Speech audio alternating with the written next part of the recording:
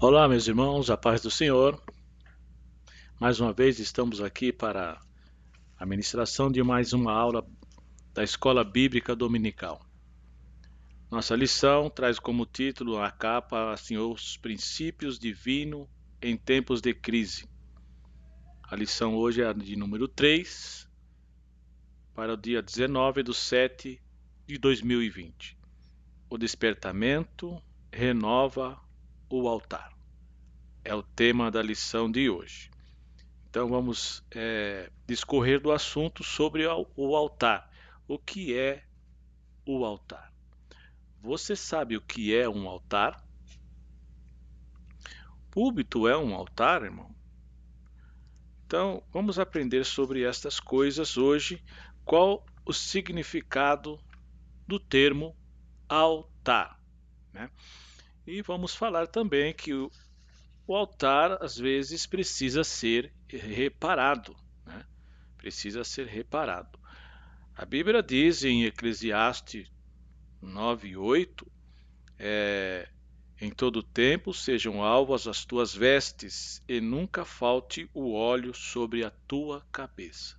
Isso diz, isso nos remete a pensar que às vezes precisamos fazer é, reparação, né? Então nós vamos discorrer da lição, tem muita coisa a discorrer hoje, e eu creio que vocês vão ficar edificados. Eu vou dar uma passada geral no meu esboço para vocês já ir percebendo o que nós vamos tratar hoje, né? Qual o significado do termo altar, né? O que era o altar do holocausto? O que era o altar do holocausto? Qual era a finalidade do altar de sacrifícios? O que tipificava o altar de sacrifício? Qual o significado do altar do holocausto para o cristão? O fato de o altar de sacrifício ser revestido de madeira e de cobre tem algum sentido espiritual? São todas as perguntas que eu estou fazendo e a gente vai discorrendo. Eu vou seguir um roteiro e vocês vão ter a resposta dessas perguntas. A consumação dos sacrifícios no altar tem algum sentido especial para nós nos dias de hoje? Qual foi a prioridade dos judeus ao voltarem à sua terra após o cativeiro da Babilônia? A lição de hoje. O que simbolizava o altar para os judeus? Que atitudes são condizentes com um verdadeiro despertamento espiritual? A lição traz como título: O despertamento renova o altar. O despertamento renova o altar. E essa pergunta está assim: que atitudes são condizentes com um verdadeiro despertamento espiritual? É uma outra pergunta que vai ser respondida, né? Temos mais aqui. A primeira, nós vamos responder a primeira, a segunda e a terceira. São três respostas que temos nessa pergunta.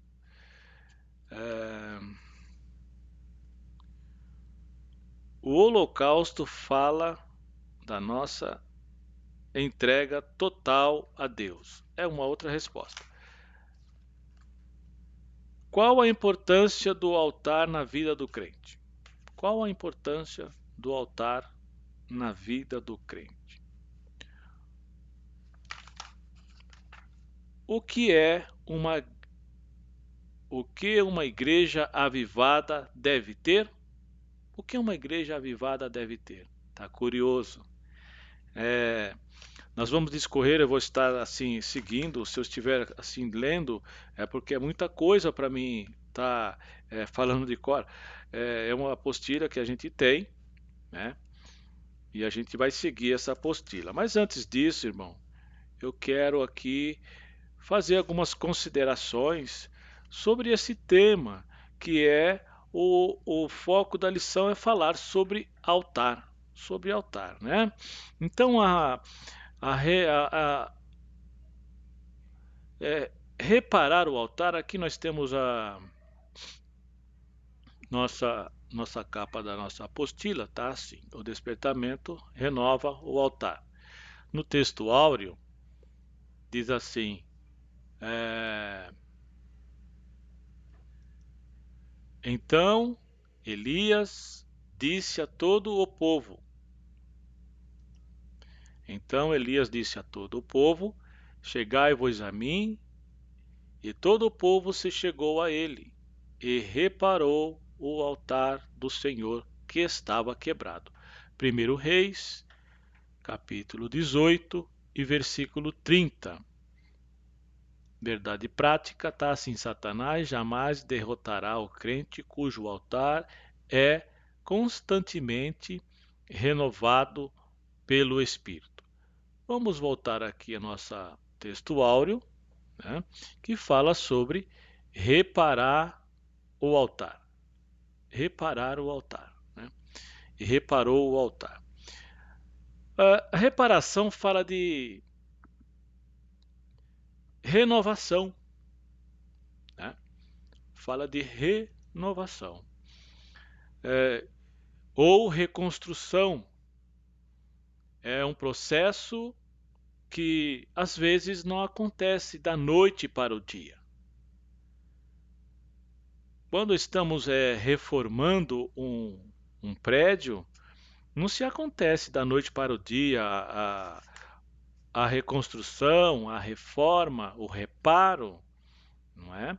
Então nós vamos discorrer sobre isso, que muitas das vezes custa muito caro se desviar da igreja e depois voltar. Então é bom, a Bíblia diz assim: aquele que estiver em pé, cuidado para não cair, né? Então, nós vamos discorrer este assunto, né? Pode demorar um pouco, às vezes demora. Deus, ele trabalha e às vezes leva anos para a pessoa se levantar. Não é instantâneo, né? Às vezes Deus trabalha na pessoa há anos. Então vamos pensar aqui que Elias, ele houve um tempo para fazer a seleção das coisas que precisavam para ele reparar o altar. Lá em 1 Reis 18 e 30, né? Então vamos ver aqui. Eu vou estar seguindo um roteirinho aqui.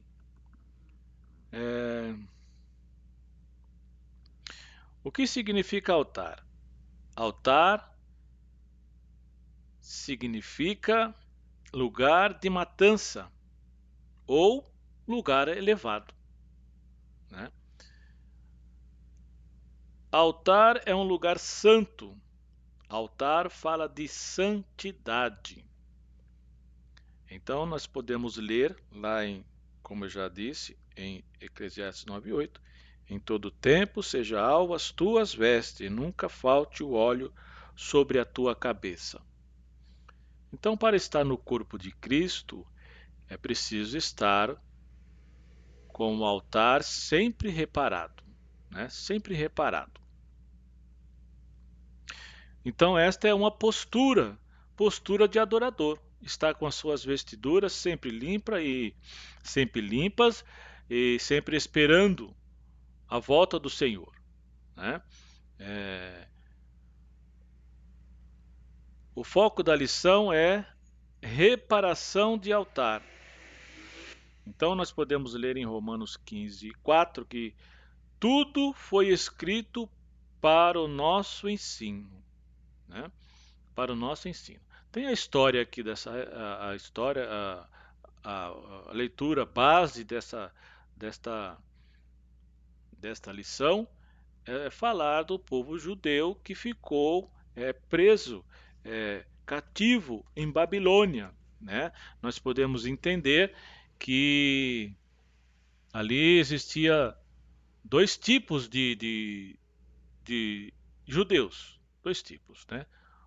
Os que já conheciam a Jerusalém, e os que nasceram após o cativeiro, lá no meio do tempo do cativeiro, nos, nos 70 anos ali, eles nasceram filhos e não conheceram o que era a, a Jerusalém, né?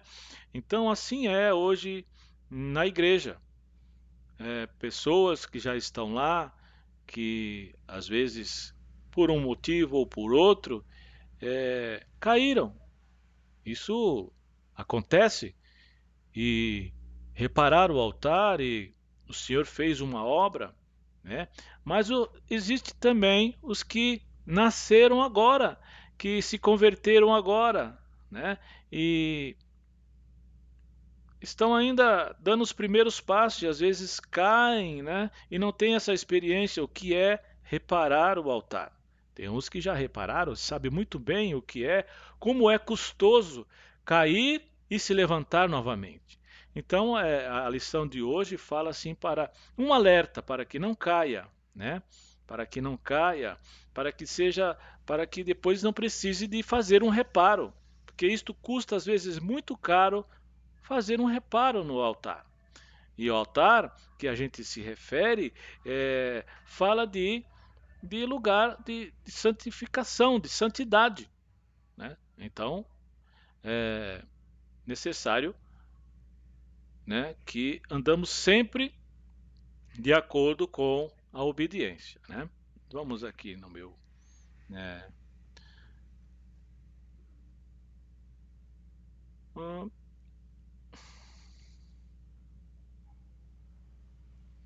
então, o crente que voltou para a igreja precisa restaurar o seu estado de santidade, né? Em 1 Coríntios, capítulo 11 e versículo 10, diz assim: Por causa disto, há entre vós muitos fracos e doentes, e muitos que dormem, né? Na igreja existem crentes fracos, doentes, e muitos que dormem. Para os que dormem, tem a passagem escrita lá em Efésios 5:14, né? Paulo diz assim: Levanta tu que dormes, e Cristo te esclarecerá, né? Então, mas tem os fracos e os doentes, né? Que precisam ser cuidados, reparados, então precisa ser reparados. Tem também a condição de muitos obreiros na casa do Senhor. Tem lá Apocalipse 3:1. Apocalipse 3:1 está escrito assim. Eu vou pegar aqui e vou ler sobre Apocalipse 3:1, que diz assim: para os obreiros, para os obreiros. A gente estamos aqui para a ministração de uma aula da escola bíblica dominical, mas também temos um pensamento de cuidar também de um rebanho. Haja visto que eu, por exemplo, sou presbítero da igreja. Tem também uma responsabilidade em estar ensinando o povo e cuidando do meu próximo, que é a igreja. O meu próximo é os meus irmãos, companheiros de púlpito, mas também a nave da igreja eu tenho que ajudar o meu pastor. Então pesa sobre mim também a responsabilidade se eu estou em uma rede social para ensinar Bíblia, né? Então Apocalipse 13:1 diz assim, isso é, é a condição, o quadro atual que estamos vivendo hoje, né? Então, e o anjo da igreja que está em Sardes escreve: Isto diz o que tem os 7 Espíritos de Deus e as 7 estrelas. Eu sei as tuas obras, que tens nomes de que vives e estás morto, né? Então é necessário a gente, às vezes, olhar para si mesmo, Eu estou falando com a nossa classe de obreiros, né? Às vezes estamos desapercebidos que precisamos fazer um reparo em nosso altar. Então, o texto áureo diz sobre e reparou o altar do Senhor. Então, eu e você, obreiros do Senhor, somos altar do Senhor. E muitas das vezes precisamos fazer reparo, né? Elias reparou o altar para que o fogo descesse, né? Este é,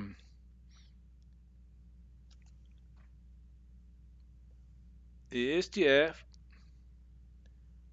a condição de muitos do quadro atual que estamos vivendo neste momento, a restauração. Deus está dando a oportunidade de restauração. Então, tudo que tem na Bíblia, as oportunidades que estamos tendo, não é para simplesmente ler uma revista, a revista toda, mas dentro da revista está lá o Espírito nos edificando, nos alertando, nos ademoestando, né? Do que interessa eu ler toda a lição de hoje sem trazer uma edificação para nossas vidas espirituais. Contar a história do povo que saiu, que voltou. É importante? É, mas também é importante falar alguma coisa que nos edifica, que nos ademoesta, que nos exorta. E para falar em exortação, estou falando exortação no sentido de ademoestação, de conselho. Exortação não é bater, judiar, ferir, não é isso. É dar conselho, né? Então, temos que olhar para dentro de nós mesmos.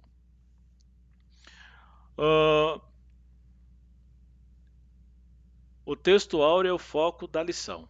O texto áureo é o foco da lição. É o homem que constrói o seu altar. É o homem que constrói o seu altar. Deus dá toda a condição que precisar, mas é o homem que restaura o seu altar. É o homem que tem que descer.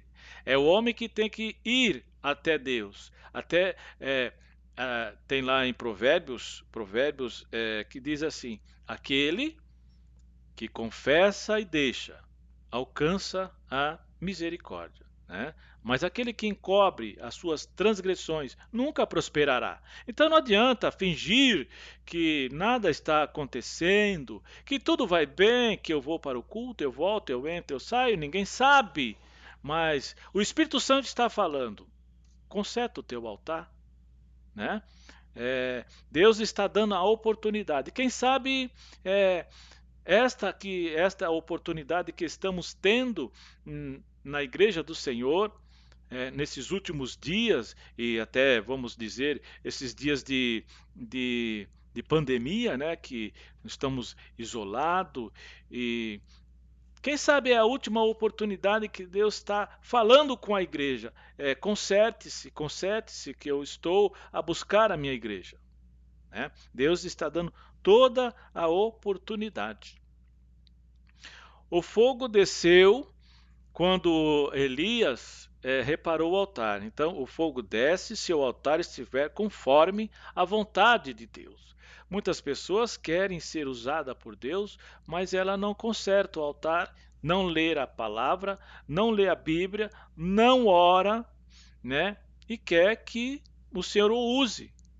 O fogo desce no altar, mas o fogo desce se o altar tiver conforme a vontade de Deus. Elias reparou o altar e então Deus mandou o fogo, né? Então na lição aqui nós podemos ver que Deus começou com os líderes. Deus usa a liderança. E a liderança fez como está escrito: firmar o seu altar sobre as suas bases. Não teve inovação. Não teve inovação. Tinha lá as bases já colocadas lá quando voltaram para Jerusalém, né? Então, é uma coisa interessante. Eles não fizeram nada novo, já tinha lá a base, só fizeram o altar em cima das bases. Então a Bíblia fala para não remover os marcos antigos, para não vir com inovações. Tem tantos que querem a igreja cheia, mas sem qualidade, crentes mortos, fracos e doentes, né? Então, nós obreiros precisamos cuidar para que a igreja tenha quantidade, mas também qualidade de crentes vivos e acesos na presença de Deus. Então, para que o fogo desça, né, não precisa de inovação. Então, aqui teve os líderes, Zorobabel, tal, firmaram seu altar sobre as suas bases, né? Inovação prejudica o trabalhar de Deus. Quantas coisas a gente vê de inovação hoje? Não é porque o jovem precisa disso, senão não ganha os jovens. Não, pregue a palavra. Pregou a palavra e destaque o Espírito Santo se encarrega de convencer o homem do pecado, da justiça e do juízo. Não é à toa que está escrito que a palavra é como um martelo que esmiunça a penha, né? É como um martelo que esmiunça a penha. É água que limpa, que lava. Então, é simplesmente Deus não precisa de ajudinha humana. Quando ele quer fazer, somente ele conta-nos como os bons dispenseiros dos teus oráculos. Nós somos apenas o garçom que vamos à cozinha e preparamos a alimentação e servimos ao povo, né? Consertamos o nosso altar. Consertamos ao nosso altar para sermos o garçom que serve, o mordomo que cuida das coisas do seu senhor. Somos mordomos, somos representantes, somos embaixadores, né? Então, como fica um garçom desmantelado? Você já pensou, você entra num restaurante e o garçom, tem garçom que é normalmente eles estão de roupas brancas e uma gravatinha, né? Eles estão bem alinhados, né? Mostra que ali tem limpeza, que ali tem as coisas são organizadas, né? Você já pensou um garçom todo desmantelado, sujo, e você fica meio que assim, se sentindo mal quando ele vai servir uma alimentação para você, né? Então nós obreiros, né, nós obreiros devemos atentar para isso, né? É, também tem aqui, diz que eles eles voltaram e ficaram aterrorizados.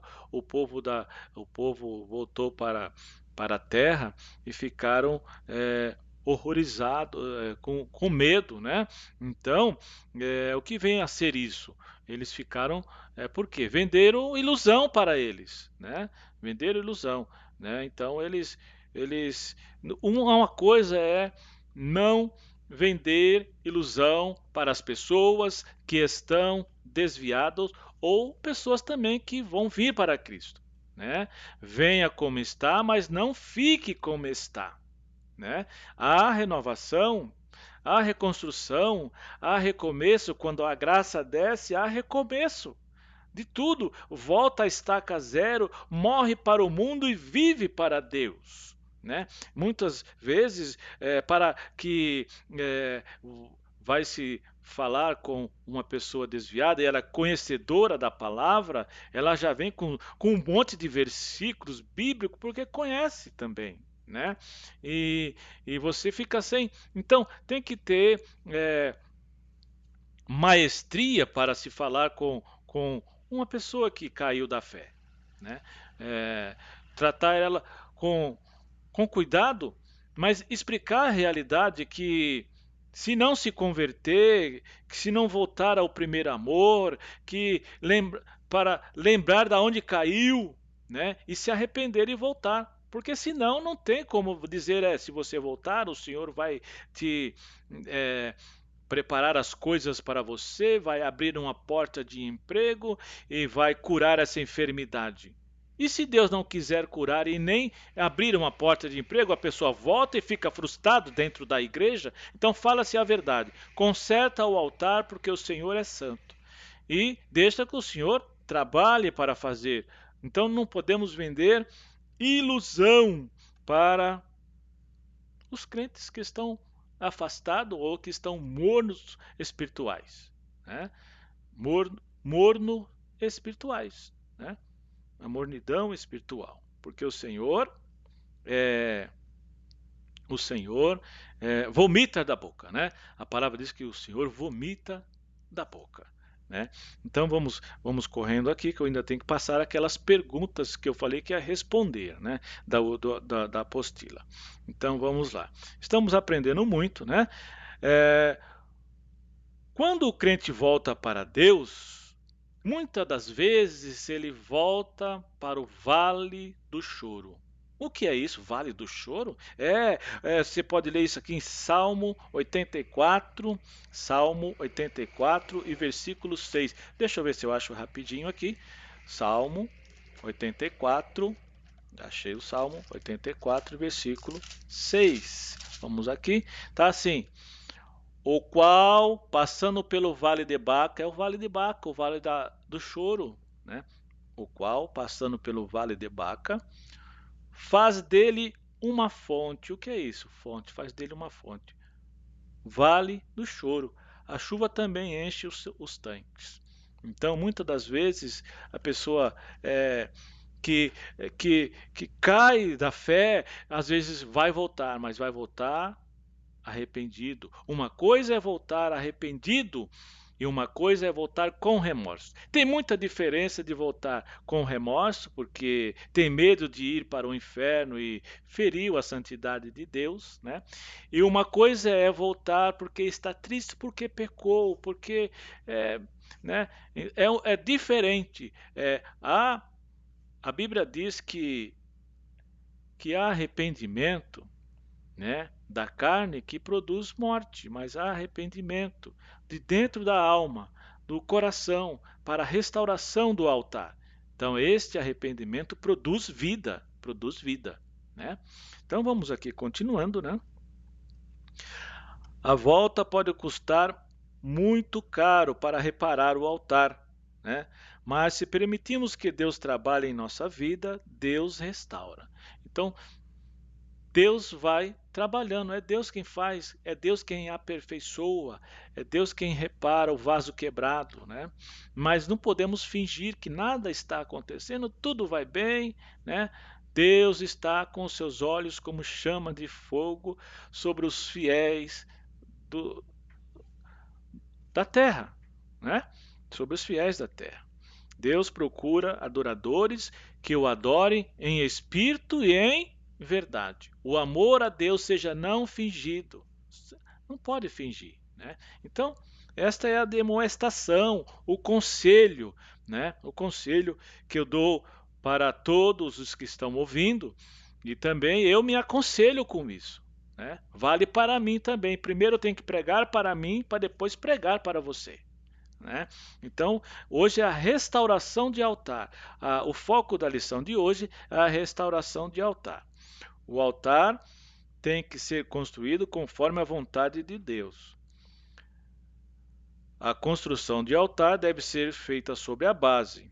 Então, depois que você faz a reconstrução de novo, então a vida da pessoa vai ser edificada, a vida da igreja vai ser edificada e vai ser uma bênção. Por quê? Você está dentro de um corpo, né? Está fazendo a vontade de Deus, então vai ser bênção para todos, não só para você, mas como para toda a igreja, porque o altar foi reparado, né?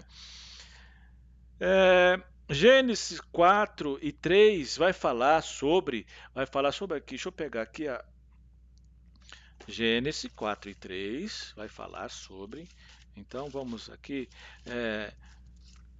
Gênesis 4 e 3, 4, 3 e 4. E aconteceu ao cabo de dias que Caim trouxe do fruto da terra uma oferta ao Senhor. E Abel também trouxe dos primogênitos das suas ovelhas e da sua gordura, e atentou o Senhor para Abel e para a sua oferta, mas para Caim e para a sua oferta não atentou.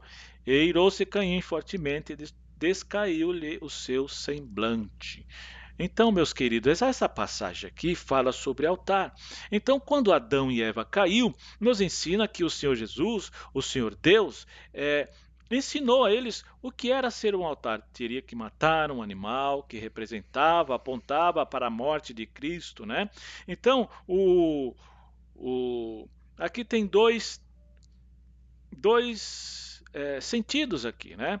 O Abel e o Caim. Caim, ele apresentou uma oferta assim, de origem humana, né? Ele trabalhou e disse: olha, eu trabalhei e eu fiz, está aqui, Senhor, e fez um altar bonito, né? Às vezes, meu irmão, não é a boniteza, né? Todo empacotadinho, todo bonitinho, mas o altar está quebrado. O altar está quebrado, né? Tem dinheiro, tem posição, né?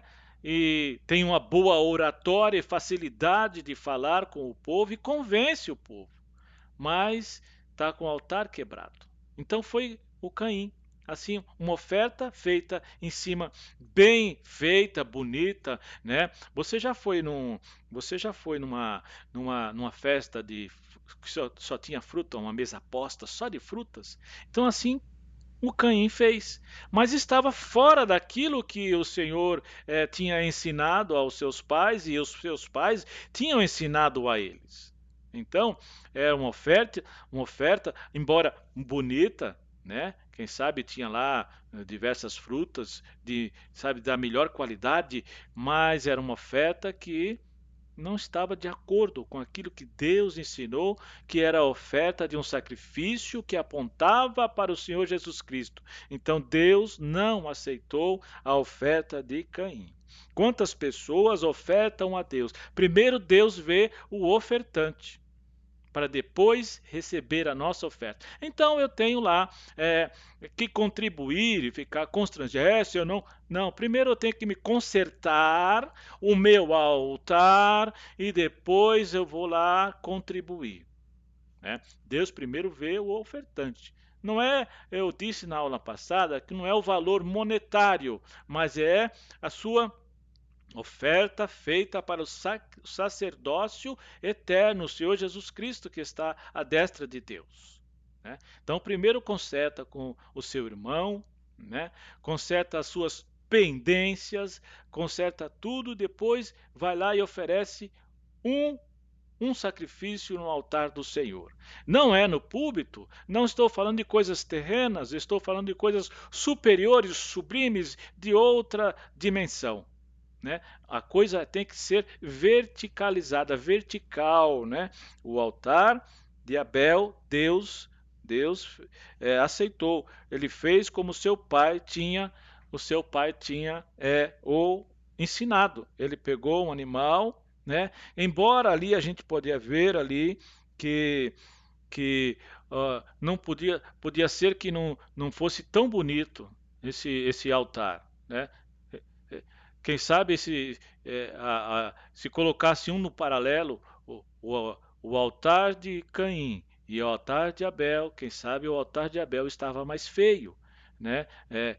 Com pedras sujas de sangue, aquela coisa feia, né?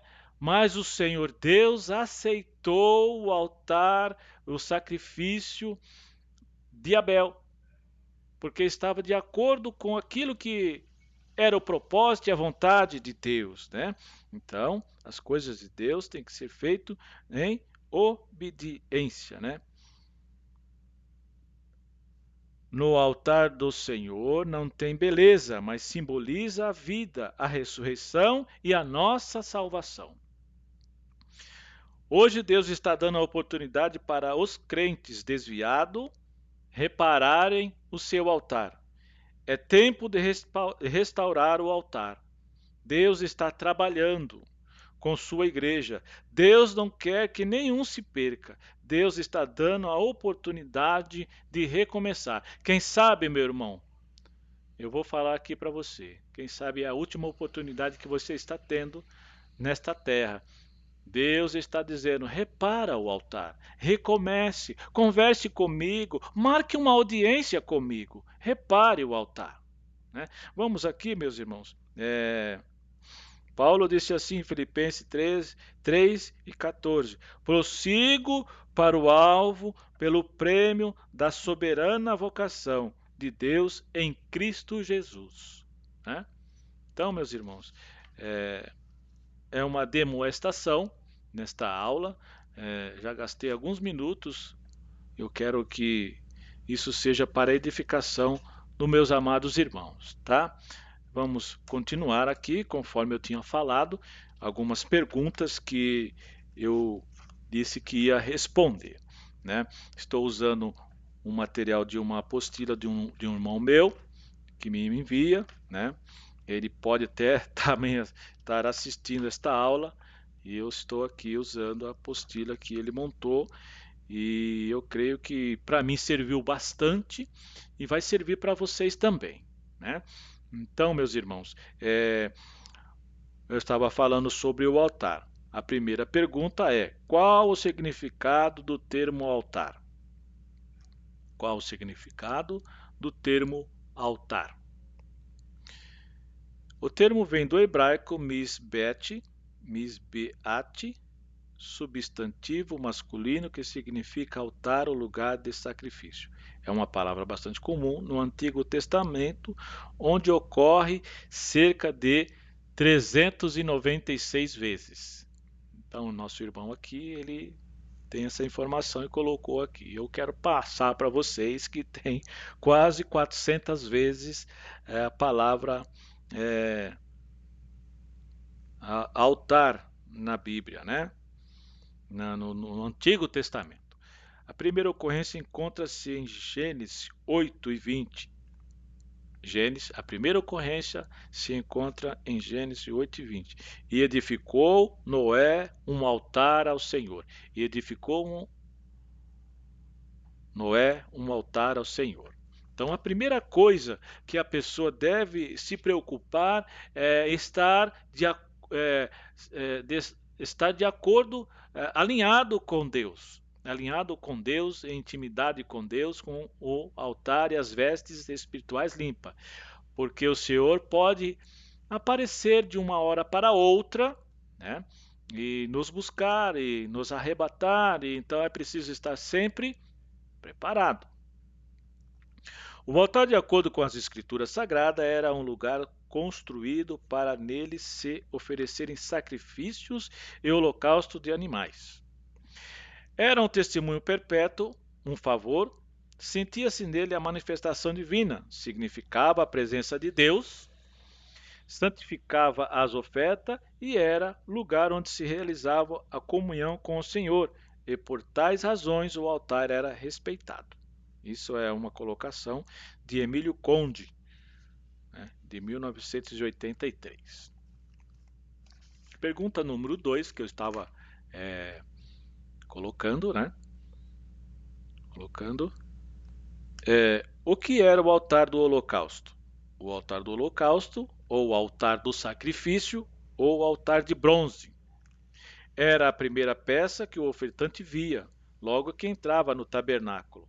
Esta é uma simbologia da morte dos nossos pecados, para irmos avançando na vida cristã em direção ao lugar santíssimo, o Pai, através do nosso Redentor Jesus Cristo. Então, meus irmãos, aqui temos a parte que nos ensina que quando aceitamos ao Senhor Jesus Cristo, nós somos justificados instantaneamente, quando o nosso coração, né? Não é o fator de levantar a mão, eu aceito, mas lá dentro não aceitou ainda. É lá dentro, né? O aceite é lá dentro. Então, nesse momento, é feito instantaneamente a sua justificação. Mas aí precisa da santificação. A santificação é progressiva. Se hoje eu sou santo, amanhã um pouco mais santo, né? Então, tem esses.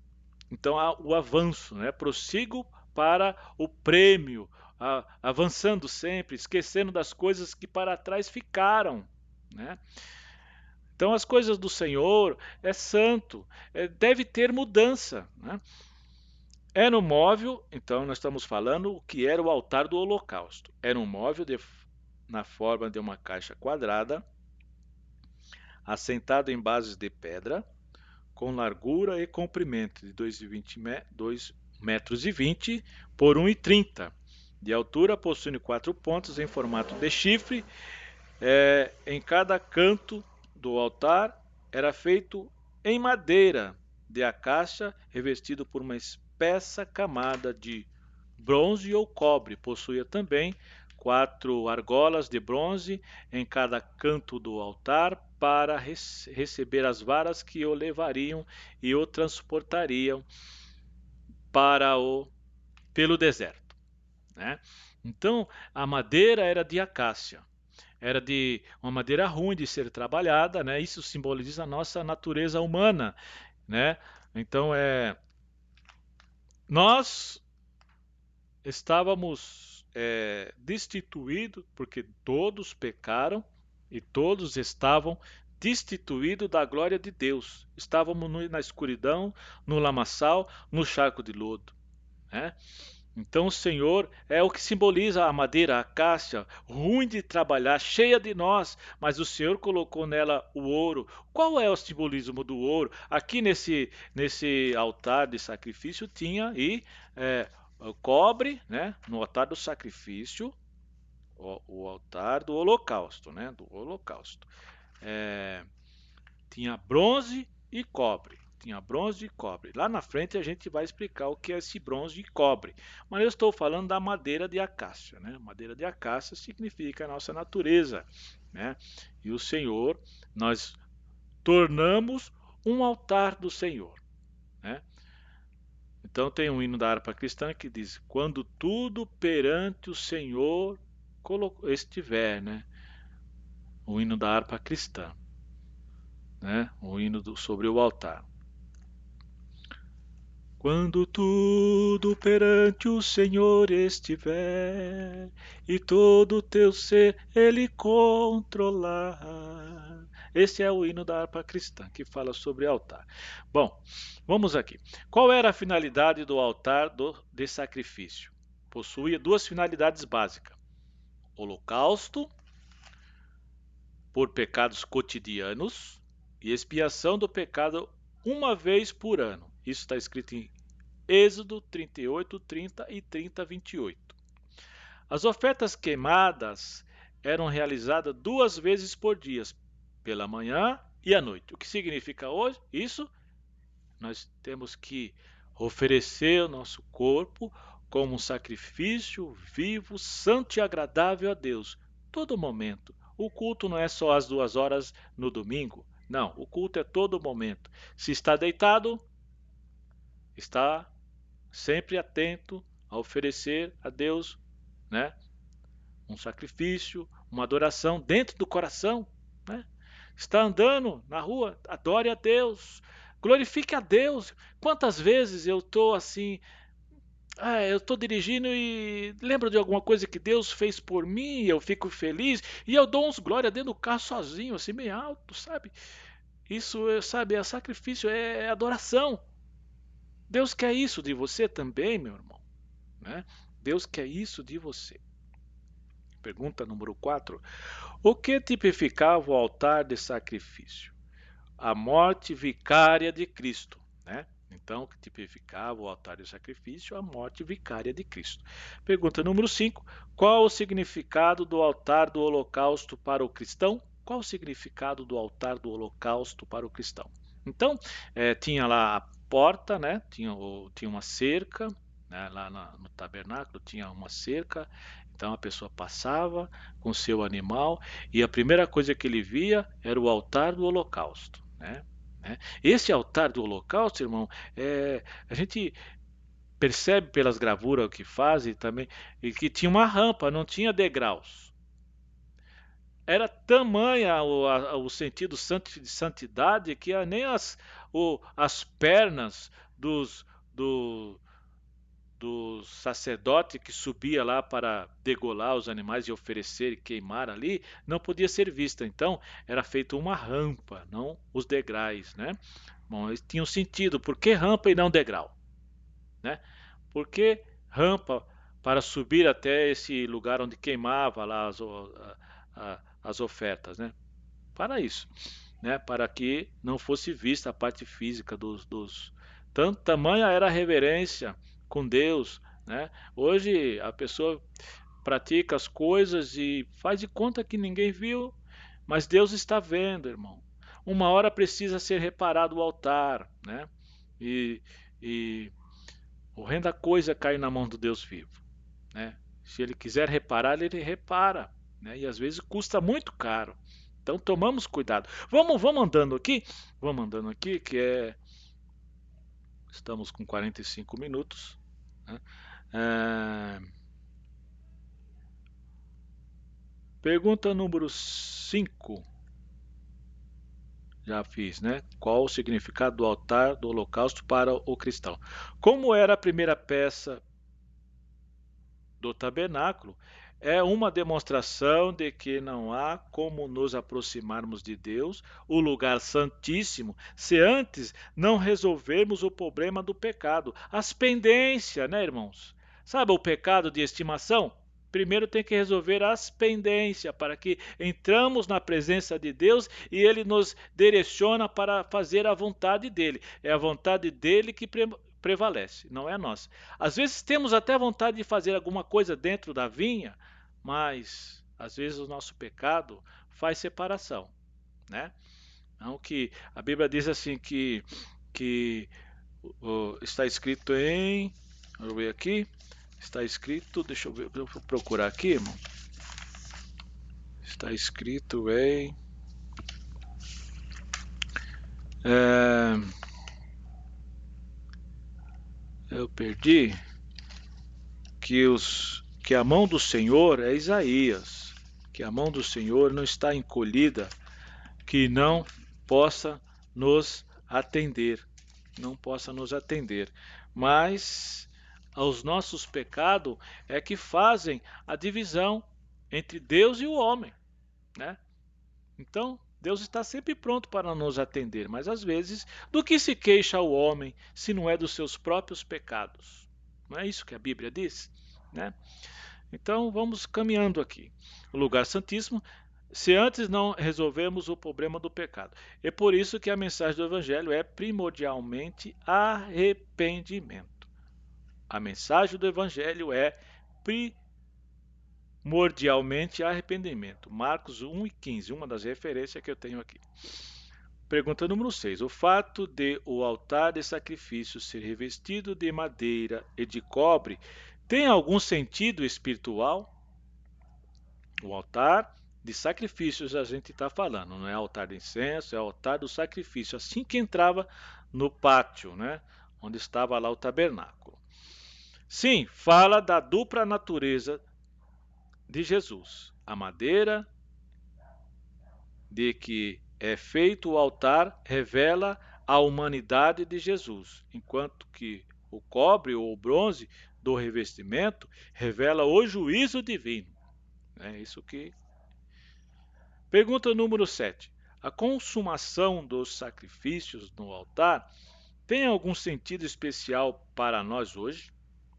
Sim, quando cremos em Jesus Cristo como nosso Senhor e Salvador das nossas vidas, quando nós reconhecemos ser pecadores e aceitamos a sua morte vicária, ocorre uma mudança de mentalidade em nós.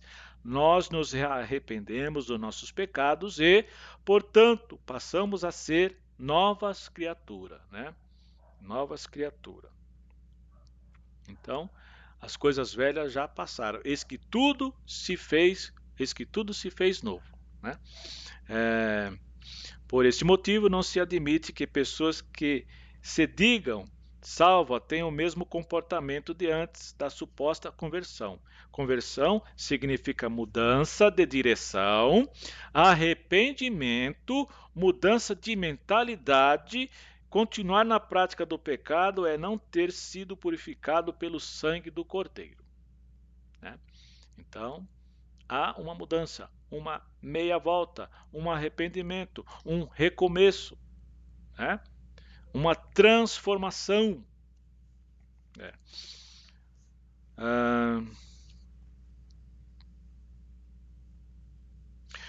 Hoje em dia, depois que Cristo fez seu único sacrifício feito na cruz do Calvário, em Hebreus 7:26 até o 28, não precisamos mais levantar o altar de sacrifício para nele sacrificar animais, a fim de que possamos ser propícios a Deus, mas temos de crer em Jesus, dar-lhe crédito e jamais pisarmos o seu sangue para que consigamos desfrutar do favor do Senhor. Então, é o caso da Santa Ceia.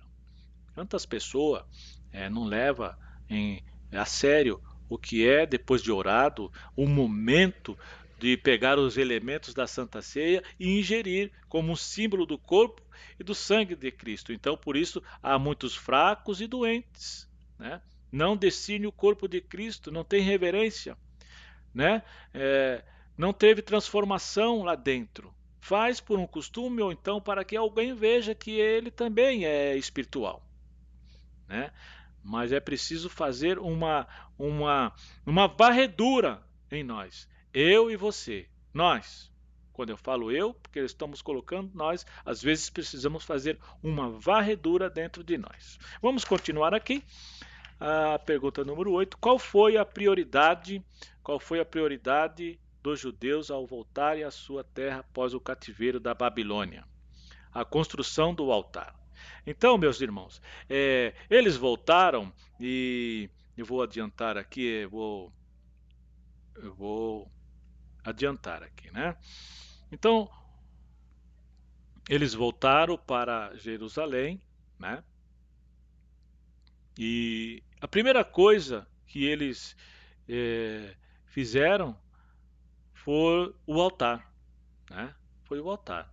Eles podiam começar pelo muro, não é verdade? Porque uma terra que ficou tanto tempo sem ninguém, Deus não permitiu que ninguém o invadisse aquela terra, mas agora eles voltaram e tinham inimigos por toda parte e eles poderiam se preocupar em fazer os muros. Os muros ficou para Neemias fazer os muros, né? Então foi Zorobabel, né, que foi o primeiro líder que levou lá as pessoas.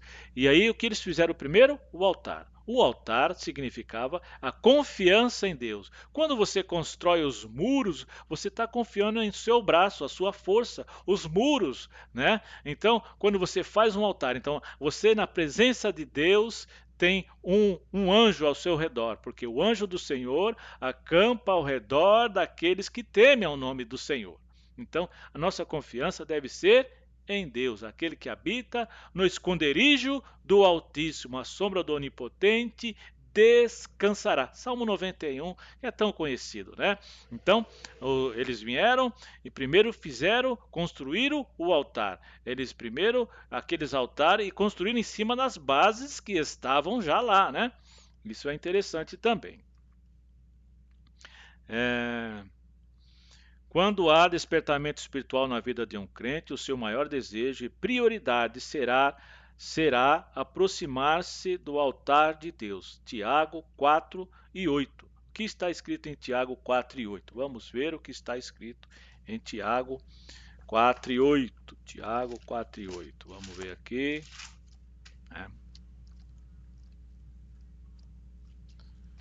Tiago. Vamos achar aqui, Tiago.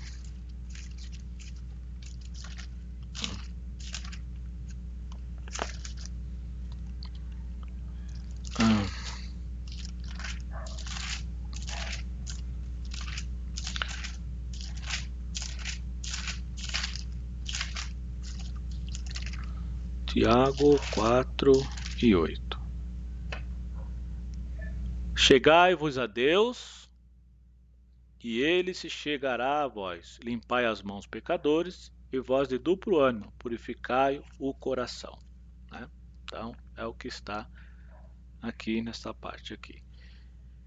O crente pode até viver sem o templo, mas nunca sem o altar. 1 Reis 18:30. O crente pode viver sem o templo. Mas a Bíblia também nos diz para não deixarmos a nossa congregação de costume. Paulo dizendo isso, não deixar a congregação de costume. Mas o templo não é tão interessante quanto a sua vida diante de Deus todos os dias em oração, leitura da palavra, comunhão com Deus, intimidade com Deus. Este é o que nós estamos querendo explicar aqui. Pergunta número 9. O que simbolizava o altar para os judeus? Simbolizava a presença e a proteção de Deus para os judeus. Demonstrava também o propósito primordial deles com o reino sacerdotal de oferecer sacrifícios ao Senhor como fora determinado na lei de Moisés. Esdras 3 e 2. Sempre que buscamos ao Senhor, alcançamos o seu favor e misericórdia. Sempre que buscamos ao Senhor, alcançamos o seu favor e misericórdia.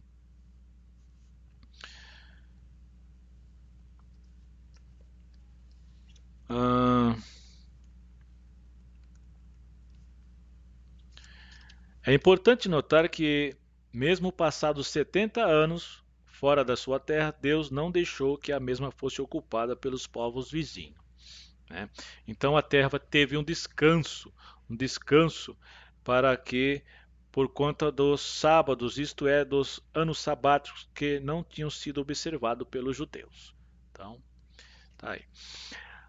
Pergunta número 10. Que atitudes são condizentes com um verdadeiro despertamento? Que atitudes são condizentes com um verdadeiro despertamento espiritual? Que atitudes, olha lá, são condizentes com um verdadeiro despertamento espiritual? Primeiro, a unidade do povo, né? Então vemos que o povo estava unido a reparar, a fazer o altar, construir o altar sobre as bases, estava junto com Zorobabel, né? O povo estava junto, então tinha unidade do povo e tinha unidade dos líderes, né? Então vemos aqui, ó, o texto relata que a comunidade inteira tinha uma só mente, ou seja, havia unanimidade daquele projeto, né? O povo se ajuntou como um só homem. Esdras 3 e 1. O povo se ajuntou como um só homem. Isso é importante. Este ajuntamento se deu na praça diante da porta das águas. Neemias 8 e 1. A unidade do povo foi de fundamental importância para que o altar, o templo e a cidade fossem reconstruídos. Então, é aquele negócio. Existe o líder da igreja, o anjo da igreja, que ele tem projeto, ele consulta a Deus, Deus dirige, coloca no coração dele e ele expõe a igreja, e então o povo deve estar falando a mesma língua com o seu líder, com o seu pastor, né? O anjo da igreja, né? Então aqui o povo estava junto com o seu líder, né? Para o projeto ali, e o projeto era para reconstrução do altar, do templo e a cidade, né? Cada um fez uma coisa, né? Este exemplo do passado nos ensina que a unidade de propósito torna possível a bênção de Deus e nos capacita a realizar sua obra, mesmo em tempos de crise, como vivenciado pelos judeus após o exílio, né? Outra atitude condizente com um verdadeiro despertamento espiritual é a presença de Deus era prioridade. A presença de Deus era prioridade. A decisão de construir primeiro o altar é uma demonstração do quanto estavam preocupados em colocar Deus em primeiro lugar. Então a gente coloca primeiro as coisas de Deus. Buscai primeiro o reino do céu e a sua justiça, e as demais coisas vos serão acrescentadas. São as consequências da sua intimidade com Deus. Deus se agrada de você, então ele te dá as bênçãos, e estas bênçãos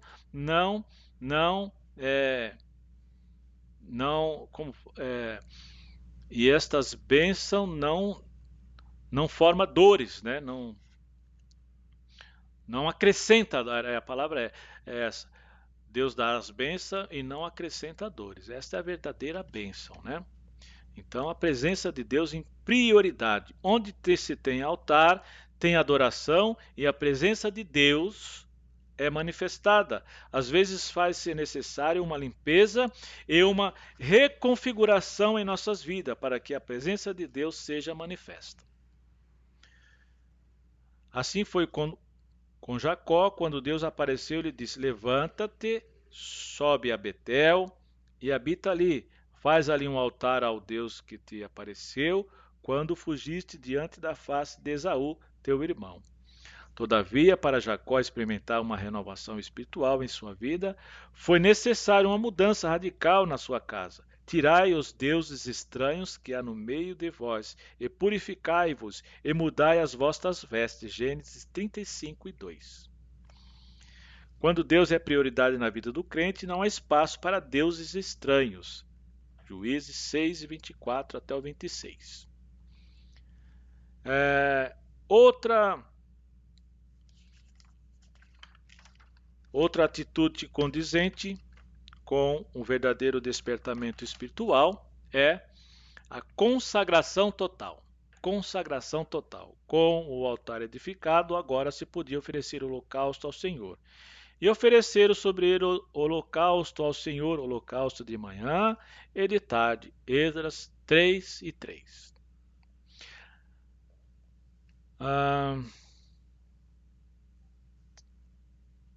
O holocausto fala da nossa entrega total a Deus. O holocausto fala de nossa entrega total a Deus. Na oferta de holocausto, o adorador deveria colocar a mão sobre o animal e este ser sacrificado. Levítico 1:4. Gesto que simbolizava duas coisas. A identificação do ofertante com o sacrifício e a transferência de algo para o sacrifício. No caso do holocausto, o ofertante estava dizendo: assim como este animal é entregue inteiramente a Deus no altar, também eu me entrego inteiramente ao Senhor. Então, Deus vê primeiro a pessoa, o ofertante. Eu costumo dizer que alguém disse que John Wesley entrou dentro da salva e se ofereceu como oferta viva, ele mesmo, né? Ele se ofereceu dentro, ele se colocou dentro da salva, não era a contribuição, ele entrou lá dentro, ele falou: eu sou a oferta, pronto, né? Então, isso é o que a gente aprende, o que o John Wesley fez, né? Ele se colocou dentro da salva. Holocausto fala de um ato contínuo. Como visto, o holocausto era um sacrifício contínuo. Números 28:6, e deveria ser apresentado de manhã e à tarde. O crente diariamente deve se preocupar com a manutenção do seu altar. Lá em Levíticos 6:10 e 13, fala sobre isso. E oferecer seu sacrifício a Deus, somente assim o fogo arderá continuamente sobre o altar e não se apagará. Levíticos 6:13. Levíticos 6:13. E a outra é a consciência da dependência divina. Consciência da dependência divina. O momento de renovação que os judeus estavam vivendo incluía o reinício da celebração das antigas festas que faziam de Israel um povo distinto, e assim aconteceu com a celebração da festa dos tabernáculos. Agora, qual a importância do altar na vida do crente? Qual a importância do altar na vida do crente? O altar é lugar de oração. Vários personagens da Bíblia identificaram altares ao Senhor como o propósito de invocar o nome do Senhor, como, por exemplo, Abraão, Isaac e Jacó. O altar de oração jamais deve ser negligenciado pelo crente. Quando falta oração, falta também unção, graça, temor de Deus, e o crente se torna presa fácil para o diabo. Mateus 26:41. O sacerdote todos os dias deveria oferecer holocausto no altar. Assim também deve ser a nossa vida de oração. Lucas 18:1 fala sobre o dever de nunca deixar esmorecer na oração, né? 2. O altar. Qual a importância do altar na vida do crente? 2. O altar é lugar do encontro com Deus. O altar do holocausto era um lugar de encontro de Deus com o homem, né? Onde vos encontrarei para falar contigo ali. Êxodo 29:42. Não há privilégio maior para o salvo do que desfrutar da comunhão com Deus e ouvir sua voz. Se houver em nós disposição para oferecer sacrifícios espirituais, 1 Pedro 2:5, Deus virá sempre ao nosso encontro. O altar é um lugar de santidade e devoção a Deus. Deus exigia dos sacerdotes santidade diante do altar. O Senhor, quando apareceu a Gideão, exigiu dele que antes de construir um altar a Deus, deveria primeiro derribar o altar de Baal, que pertencia ao seu pai. Juízes 6:25 e 26. Então tem um condicional, né? Primeiro, né? Santidade. Tirar o que não pertence a Deus, as escórias, as sujeiras, né? Limpar o altar, limpar a igreja do Senhor Jesus é uma igreja sem mancha, sem rugas, ela é uma noiva linda, né? É santíssima, né? A igreja que o Espírito Santo vai apresentar para o Senhor Jesus, diz que o Espírito Santo é o amigo do noivo, né? Que vai apresentar. Então a igreja do Senhor ela é linda, ela é limpa. Então aqueles altares que estão meio que sujos, precisa se limpar para ficar dentro do corpo de Cristo. É isso que a gente tem que passar, né? O altar é um lugar de santidade e devoção ao Senhor. É muito bom falar em céu. É muito bom falar em eternidade com Deus. Mas só vai alcançar quem perseverar até o fim e viver em santificação. A Bíblia diz que sem santificação ninguém verá o Senhor. Não se engane. Ficar no muro, irmão, é a mesma coisa que já ser condenado. Há uma história que muitos contam que existia uma pessoa que estava em cima de um muro e tinha uma grande quantidade de anjos chamando essa pessoa, vem para cá, que significava o céu, né? E essa pessoa estava em cima do muro e também tinha do outro lado o diabo, o Satanás, né? E chegou um filósofo e isso é uma história que a gente aprende. Chegou um filósofo e falou para o diabo, né? Falou para o diabo: por que você não chama essa pessoa aí para vir? Você não está vendo lá os anjos chamando ele para o céu? Por que você não faz a sua torcida para o lado de cá, para o inferno? Né? E ele disse assim: olha, eu não preciso fazer isso, porque quem está no muro, o muro já é meu. O muro já é meu. Então o crente não pode ficar cocheando em dois caminhos. Ele tem que ser crente de verdade, crente santo, para ir para o céu. Não ficar mais ou menos morno, o Senhor vomita da boca dele, não aceita, né? Então, é preciso santificação todos os dias e vigilância todos os dias, de oração todos os dias, para resistir às tentações, que as tentações nos atacam, nos solapam, mas é preciso ficar alerta, né, para estar com as vestiduras e a sua lamparina acesa. O fogo arderá constantemente sobre o seu altar. Mas é preciso comunhão com Deus. E comunhão com Deus traz comunhão com a igreja, traz comunhão com os irmãos, né? E traz comunhão dentro do corpo de Cristo. O que é uma igreja avivada?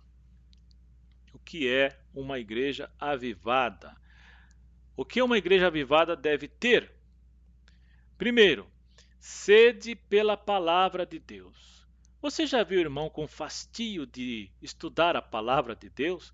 Irmãos, embora eu estou aqui usando uma apostila de um irmão, mas eu tenho lido assim, às vezes eu fico horas lendo assim, para ministrar uma aula de 20, 40 minutos. Eu fico horas a fio lendo e procuro e volto e pego as referências. Eu tenho sede eu tenho vontade de. Aí fico perguntando para mim, mas por que aconteceu isso? Aí eu vou para lá, porque aconteceu isso, e o Espírito Santo vai me revelando. Eu fico feliz com isso, porque eu tenho prazer de estar lendo. Então, deve ser assim todo cristão, né? Tem que ter sede pela palavra de Deus, né? Então tem lá, Atos 2:42. E perseveravam na doutrina dos apóstolos. E perseveravam na doutrina do apóstolo. Interessante esta forte marca de avivamento. Aqueles crentes estavam avivados pela palavra de Deus, pelas exposições das mensagens bíblicas, né? Isso trazia a eles força, pois nenhum vento de doutrina maligna teria facilidade de vencê-los. Essa é uma grande marca de uma igreja avivada. Ela ama a palavra de Deus. Ela dedica tempo ao estudo da palavra, seja em casa, seja nas suas reuniões públicas. Ela persevera em cumprir o que a palavra do Senhor exige. Igrejas perdidas em seus conceitos de avivamentos menosprezam o exame e a pregação da palavra do Senhor, substituindo a palavra por outras coisas menos importantes. Então, é imprescindível o estudo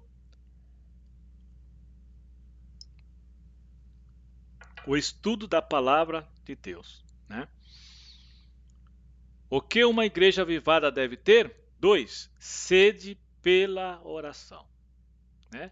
Então, meus queridos, antigamente eu tenho já é, eu sou dos tempos das antigas, né? Nasci dentro de um berço evangélico,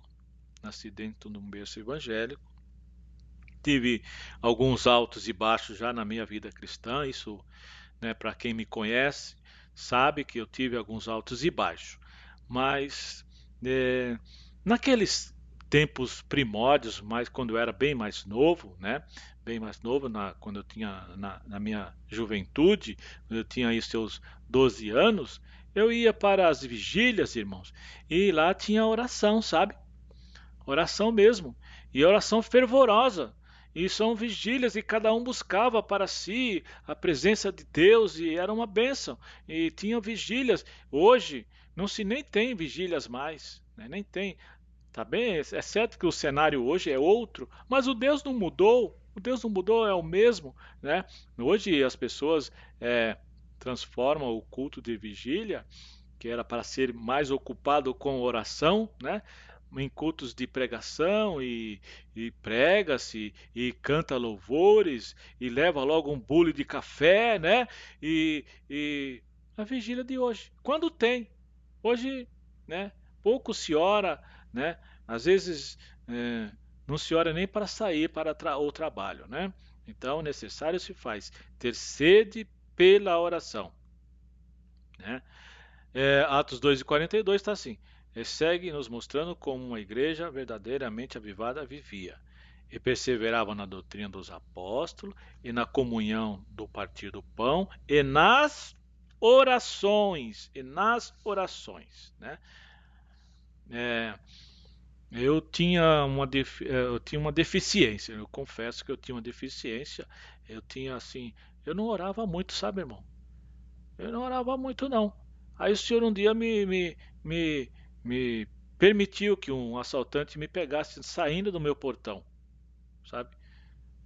Com 200, 300 metros. Faltou pouco para ele ceifar a minha vida. Se ele atira, ele estava armado, me machucou e tal. Mas depois daquele dia, irmão, foi um despertamento para mim. Eu não saio se não fazer pelo menos meia hora de oração e eu tenho lá as minhas conversas com o Senhor na minha marcação de audiência com Ele todos os dias. Então, o meu relógio biológico até acostumou. Às vezes nem o relógio é normal me acorda, eu já acordo com o relógio biológico, já está na hora. Então eu levanto rápido e, e aquela meia hora eu tenho que falar com o Senhor tudo o que se passa, as minhas dificuldades, as minhas ansiedades. Eu converso com Ele. Foi um despertamento para mim. precisou que acontecesse isso. Eu estava meio que, sabe, meio assim, em falta com isso. Então agora eu estou mais feliz. Eu oro e o dia parece que é um dia melhor, sabe, irmão? Então, o dia melhor, as coisas se resolvem melhor de oração, né? Antes de sair, pelo menos uma meia hora de oração, né? Então, ah, o que uma igreja avivada deve ter é a sede pela oração, né? Muita oração, muito poder. Pouca oração, pouco poder, não é? Já ouviu isso, né? Muita oração, muito poder. Pouca oração, pouco poder. Então, gaste horas com o Senhor Deus em oração e gaste menos tempos com os homens, né? Com os homens. A oração nos molda cada vez mais à vontade de Deus e nos confere poder de viver a obra de Deus de forma avivada, né? Ontem o, o meu pastor ele pregou e uma das partes da pregação falava que vamos andar com gente avivada. Porque tem uns projetos na nossa igreja, né? Tem uns projetos novos. E ele disse assim: vamos andar com pessoas avivadas que querem crescer, que querem executar o projeto. O projeto é este, vamos adiante, né? Então, é, é a palavra do nosso pastor aqui. Terceiro, sede por missões. O crente não quer missões. Ele só vai lá no balcão como um cliente, né? Como um cliente, né?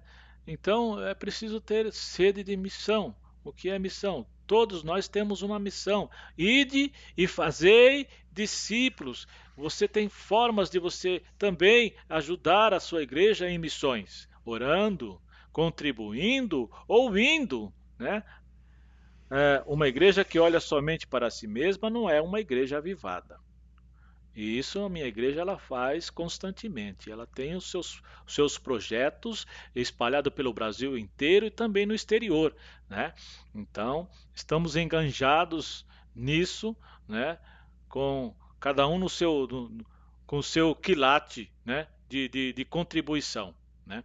Então, citamos os nomes dos irmãos, os lugares onde tem as igrejas, nas orações e contribuímos, né?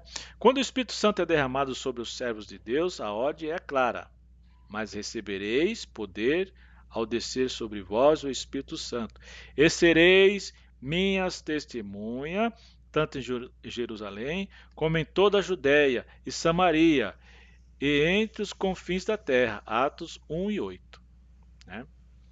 Então, mas recebereis o poder.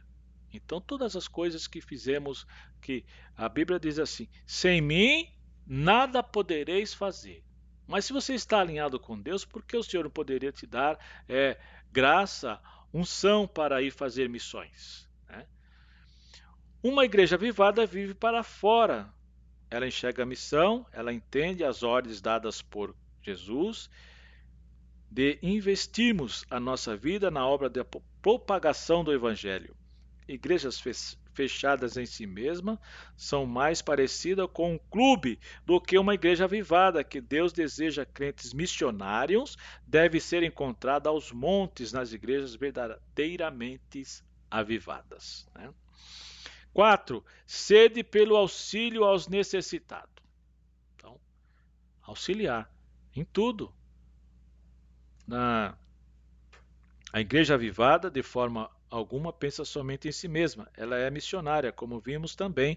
Olha para a vida aqui e agora, mas também olha para a vida aqui e agora para as necessidades das pessoas. Ela pensa nos que sofrem, nos menos favorecidos, nos doentes, nos que precisam de auxílio, e ela faz o que está em suas mãos para fazer.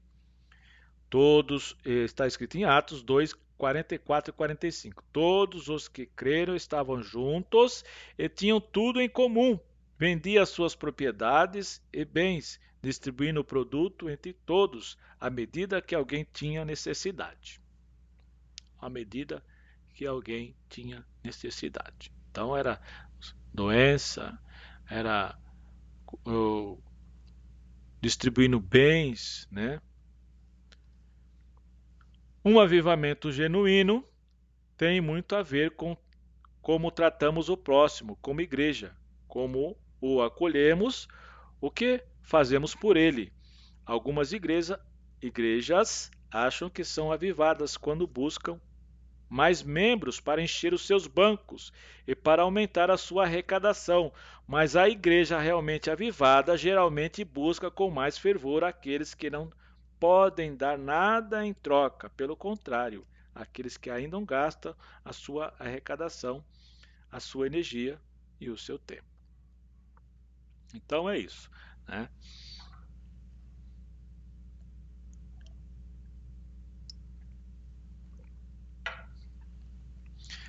Então, sede pela coletividade também é um fator, sede pela coletividade, né? A igreja dos nossos tempos tem sido cada vez mais individualista. Inclusive, alguns em nossos dias já optaram em ser igrejas online, não pela dificuldade de estar em comunhão, mas pelo simples fato de preferirem ser parte de uma igreja individualista, solitária, egoísta e que procura apenas seus próprios interesses, mas não é esse o padrão da igreja avivada.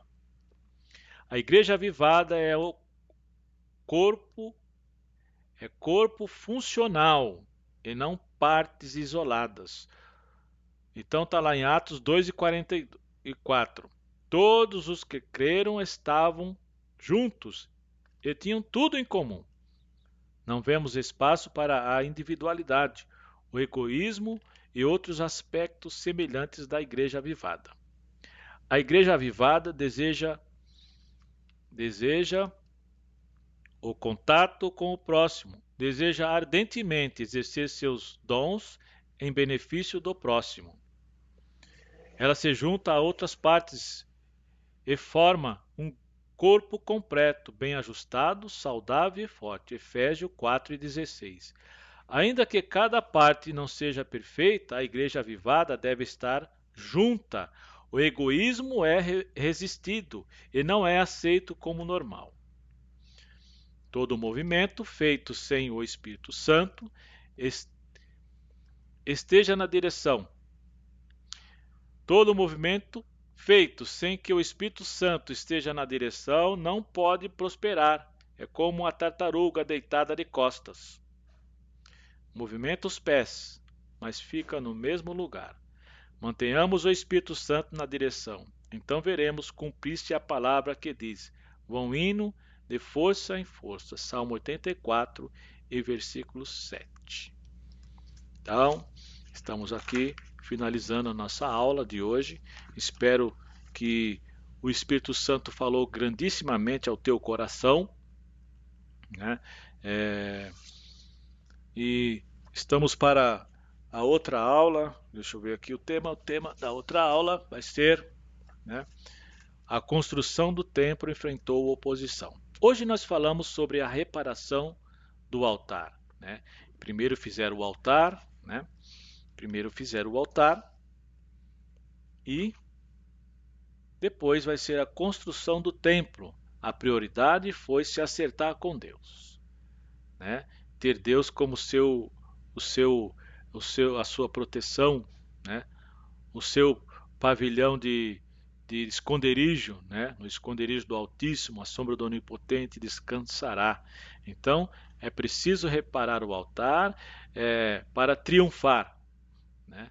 Então a outra aula é a aula número 4 de domingo que vem, e fala sobre a construção do templo enfrentou oposição. Que o Senhor abençoe a cada um, né? E tenha uma boa semana. Amém, meus queridos?